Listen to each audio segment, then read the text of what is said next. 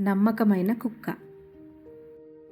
ఒక ప్రశాంతమైన గ్రామంలో ఒక రైతు తన నమ్మకమైన కుక్కతో సంతోషంగా జీవించేవాడు. దాని పేరు రాకీ. అది ఎక్కడికెళ్ళినా అతనితోనే ఉండేది. ప్రతిరోజు రాకీ గొర్రెలను కాపాడుతూ రైతుకు సహాయం చేసేది. ఒక రాత్రి రైతు నిద్రపోతున్నప్పుడు గొర్రెల గుడిసె దగ్గర ఒక నీడ కదిలింది. రాకీ గట్టిగా మురిగి గొర్రెను దొంగిలించడానికి వచ్చిన దొంగను తరిమేసింది.